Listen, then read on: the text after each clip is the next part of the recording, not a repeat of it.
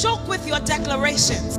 Don't joke with the words that come out of your mouth. Even to your children, when they are misbehaving, you don't say, look at you. Say, look at your big head, like the president of Nigeria. Look at the back of your head, like the first lady of Nigeria. You better understand that your words create. And God said, let there be light. Our first introduction of God was through sound.